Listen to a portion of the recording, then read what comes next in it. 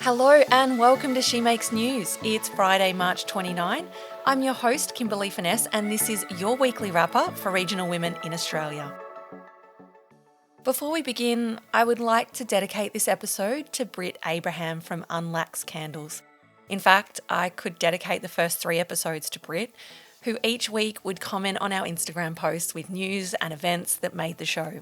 Britt is an incredible loss to every single community she's been a part of. The message behind Unlax Candles is taking care of yourself when navigating the difficult journey we call grief, and reminding us that everyone's journey of grief may look different, but we are never alone. I think we're all being reminded of that right now. Now for our first story. It's what everyone in the flower industry is talking about after the Melbourne International Flower and Garden Show last week. During the mammoth packdown of the 5-day event, Alan Douglas from Botany Florist filmed the waste left over from just one display. That Instagram reel has had almost 53,000 views and sparked a lively discussion around the proper disposal of flowers and sundries. What I saw during bump out was something that's incredibly common in the industry, nothing new. The use of non-recyclable materials like foam, single-use plastics, and then, getting confused about what goes in what bin and what the waste streams look like. None of that is a discovery. That's all something that I knew was happening already. And I just thought this is a great opportunity to talk about it in a nice open space in the hopes that, people see it and be like, oh, hang on a sec, I do that. Oh, maybe I shouldn't be doing that. So that was the point of posting the reel and kind of showing that that is happening and, here's what we can do about it. Alan says there's a lot of confusion around what constitutes as green waste and believes it's an area that her industry desperately needs to improve on. So I guess the confusion comes because you're working with flowers, they do start out natural and biodegradable. And the problem is when they're getting painted, spray painted, or dyed, obviously paint is a plastic. And if you're adding that to a biodegradable item, then it turns it into waste. So it's taking something that's natural and should go in the green waste. But once you add paint, it needs to go into landfill. A florist for 14 years, Alan is passionate about making her industry more sustainable. However, she points out that change is slow and challenging when there is a lack of training and support in the industry. It's sort of hard for florists to educate themselves because we don't have industry get-togethers, we don't kind of have anywhere where you would find that information unless you were looking for it or unless someone came and told you. So it is a little bit hard for us to kind of educate ourselves around these things. And that's why I thought there's value in sharing these kinds of things in such an open platform. At the end of the day, social media is the fastest way to reach people these days. So if we put it out on a platform like that, someone can see it and they can be like, oh, right, I didn't know that needed to go into landfill. Now I know. And once you know, you can change your practices. The Melbourne International Flower and Garden Show states on its website that it's making a conscious effort to move towards a more sustainable event. However, hidden under the beauty was excessive waste, including floral foam, which cannot be reused or recovered in the recycling stream. The comments on Alan's video is evidence that florists are keen to improve their practices. When you read the post, it's about the waste of our industry and learning about correct waste streams. Yes, I got the footage at the Melbourne Flower and Garden Show, but it's an example of something that's so commonplace. I'm really proud of people for having a constructive conversation around it. Like a few of the comments are like, oh my God, that's terrible. But the people that actually took the time to sort of write something are like, yes, I struggle with this too. And yeah, we do need to do something about it. Alan says the industry produce a similar pile of floral foam at events and weddings every weekend. She urges consumers to have the conversation with their florist and ask for more sustainable options. If sustainability and reducing waste is something that's important to a couple, then they can ask their florist if they can work with them to try and make the wedding kind of as waste-free as possible. Even if you have a florist that does use foam, questions like, well, can you do our wedding without foam? I'm sure any florist would be happy to work with you and do that. Alan teamed up with fellow advocates for locally grown flowers, grown not flown, to create a display in celebration of Victorian grown and seasonal flowers. Their foam-free floral design at the Flower and Garden Show won bronze. Alan says the show provides an opportunity for the industry to teach the public about local versus imported flowers, with around 50% of the flowers sold in Australia grown overseas. Yeah, so the Melbourne International Flower and Garden Show, as you say, it's the biggest show of its kind in Australia. It's the most public-facing event that we have for our industry.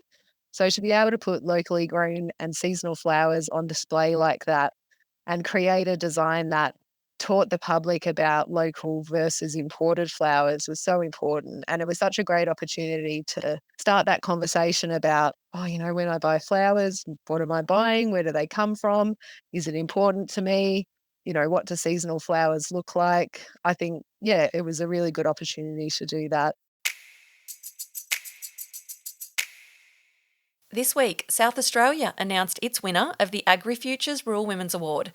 Nikki Atkinson has taken the top honour for promoting the merino wool industry through her sustainable wedding dress and special occasions brand, Horrocks Collections. This is just incredible because I've actually seen what it has done to the likes of other rural women and how it's escalated their businesses and their passions. So I'm really excited to be able to elevate my brand and my two passions and also bring awareness to the brand. So I think this is absolutely priceless. I mean, the interviews that I've done so far, people are like, wool wedding dresses? Really? Yeah. So it's just been really excited.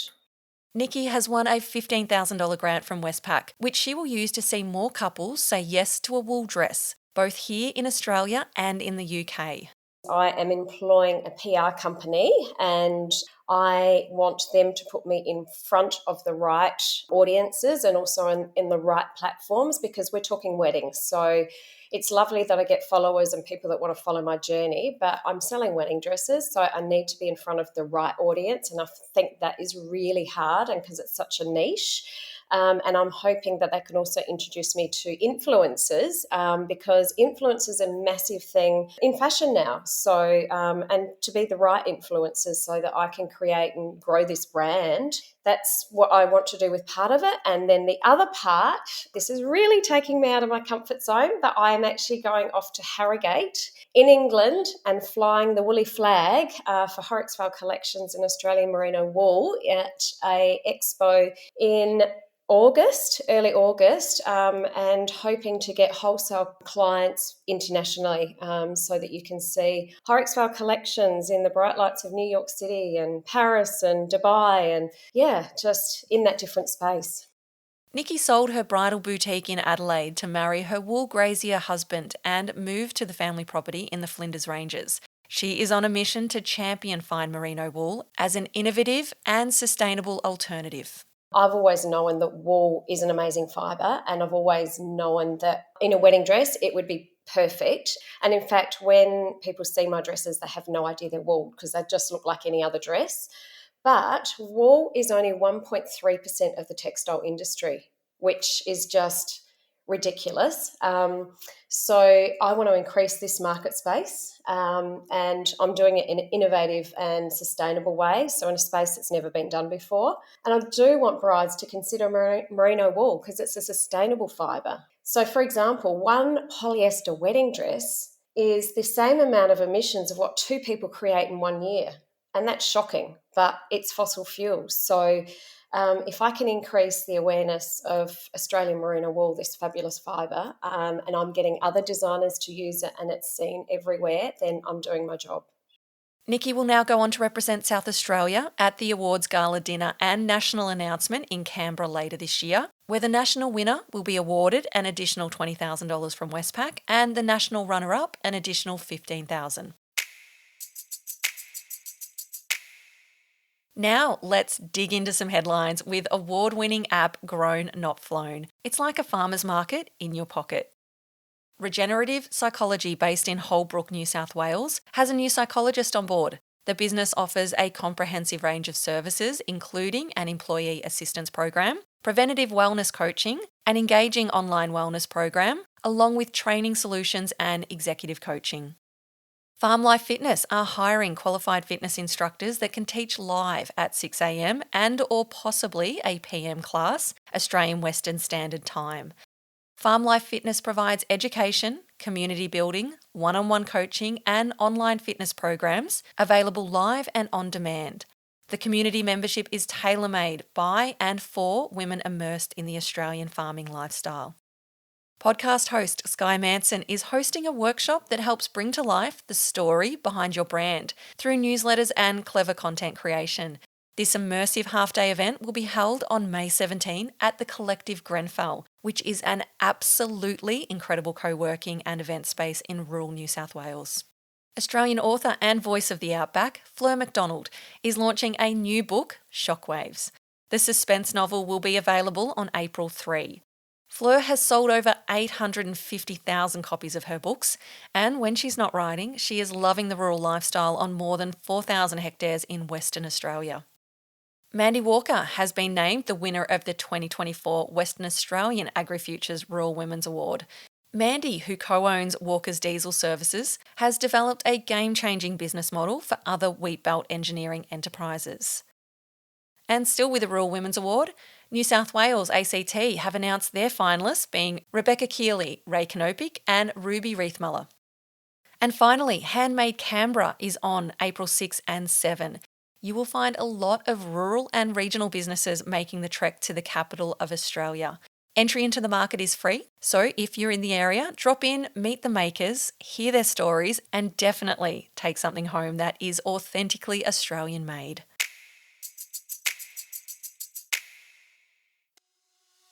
That's your weekly wrap-up for Regional Women. You'll find links in our show notes for anything that has been mentioned. The show will now be on a break over the school holidays because, well, for kids. If you'd like to hear your news, share it with us on Instagram at SheMakesNews or via email shemakesnews@gmail.com. Now, go and share this with a friend or give us a 5-star rating, whatever it takes to share our news even further with regional and rural Australia.